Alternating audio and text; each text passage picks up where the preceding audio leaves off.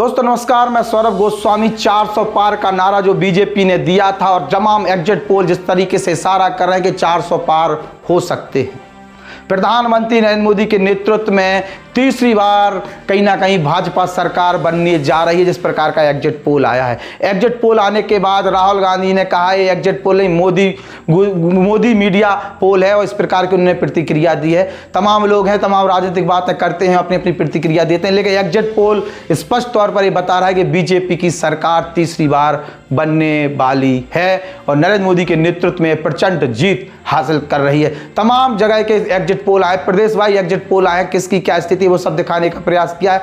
हम बात कर रहे हैं झांसी ललितपुर लोकसभा सीट की, जहां एग्जिट पोल में अनुराग शर्मा को जीता बताया जा रहा है, जो कि जी न्यूज की तरफ से जो बातें सामने आई हैं। हम बात इसलिए कर रहे हैं कि तमाम जगह हम लोगों ने इस चुनाव में देखा है कि किस प्रकार की स्थिति रही, किस प्रकार से बुंदेलखंड के गांधी का टैग लगाकर कहेंगे प्रदीप जैनादित्य को प्रोजेक्ट किया गया। और प्रदीप जैनादित्य एक ऐसा शख्स जो वास्तविकता में जनता के बीच का नेता माना जाता है और पुराने अनुभवी नेता भी हैं, चूंकि विधायक भी रहे, सांसद भी बने और केंद्र में कांग्रेस की 10 साल की सरकार भी रही, जिसमें चंद्रपाल यादव भी सांसद रहे और प्रदीप जैन भी रहे। एक दूसरे के राजनीतिक कैरियर को निपटा देने वाले लोग आज एक साथ खड़े हैं और चुनाव पूरी दमखम से लड़त देखे भी गए हैं। ऐसे में अनुराग शर्मा को कहीं ना कहीं चुनाव में पूरे चुनावी जो गणित चर्चा हो रही थी, या कहें पंडित जो चर्चा कर रहे थे, उनमें अनुराग शर्मा को कांटे की टक्कर देते नजर आ रहे प्रदीप जैनादित्य। अब हम बात करें अपनी ओपिनियन की, अपनी बात करें तो हम अपने ओपिनियन के तौर पर पहले बोल चुके थे कि प्रदीप जैनादित्य कांटे की टक्कर दें,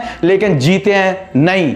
बहुमत प्रदीप जैन के खिलाफ में रहे, अनुराग शर्मा एक बार फिर से सांसद बने और जनता जनार्दन बीजेपी और योगी के चेहरे पे अनुराग शर्मा पर भी मोहर लगा दे।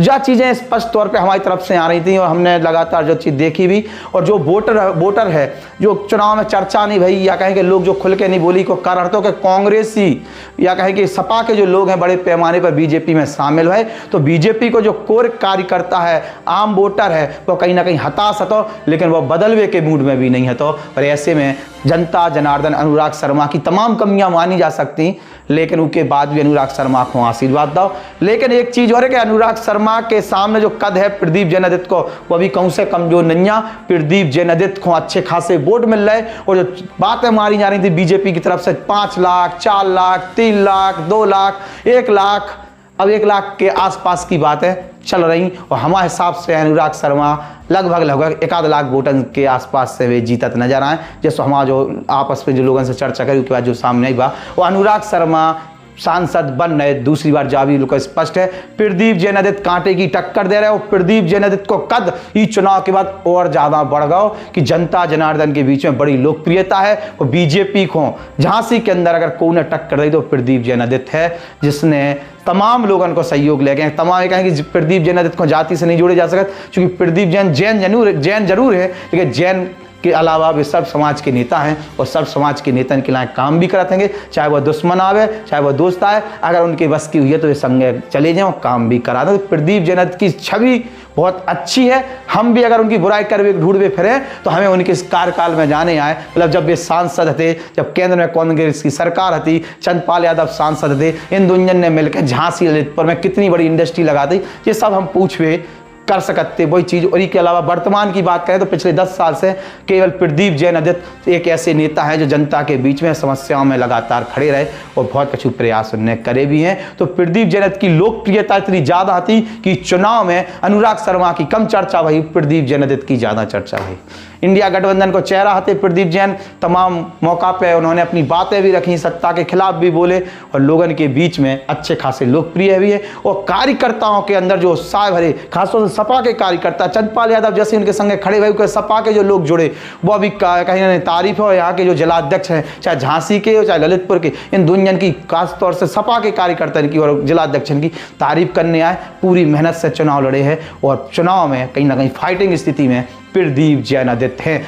आपको क्या विचार है? हमारे विचार में तो अनुराग शर्मा सांसद बनना है। आपको क्या विचार है? को सांसद बनना? अगर अनुराग शर्मा बनना है तो कितने वोटन से अनुराग शर्मा जीत रहे? और अगर प्रदीप जैन आदित्य आपके हिसाब से बनना है तो कितने वोटन से प्रदीप जैन आदित्य चुने जा सकते या जीत सकते या सांसद बन सकते? कितने वोटन से हैं प्रदीप जैन आदित्य आपके हिसाब से जीत सकते हैं? हमारे हिसाब से अनुराग शर्मा सांसद बनना और लगभग 1 लाख वोट के आसपास की कहीं ना कहीं जीत वे पे। और ललितपुर की एक अहम भूमिका हुई है। ललितपुर के वोटर ने जिस प्रकार से बीजेपी का साथ दिया है वो भी तारीफ के लायक है। तमाम स्थानीय नेताओं की कमियां हैं, लोगों के बीच में नहीं आ, पंगत खावे के अलावा जन समस्याओं के साथ भी खड़े नजर नहीं out. Eco negativity Anurag Sharma को झेलने आई। अनुराग शर्मा की भी कई चीज़ें ऐसी कमी रही जो कुछ लोगों की चर्चा होती रही, लेकिन अनुराग शर्मा ने पिछले 1-1.5 साल में जो ललितपुर के लिए बड़ी बड़ी सौगातें नहीं उसकी भी चर्चा करी। जो अनुराग शर्मा या कहे 9 साल के बीजेपी के कार्यकाल पर जनता ने एक बार फिर से मोदी को चुनवे के लिए वोट करे है और वह स्पष्ट तौर पर दिख रहा है तमाम ओपिनियन पोल में। हमारे ओपिनियन पोल में झांसी ललितपुर लोकसभा सीट बीजेपी के खाते में जा रही और अनुराग शर्मा लगभग 1 लाख वोट के आसपास से जीत के आ रहे हैं। नमस्कार।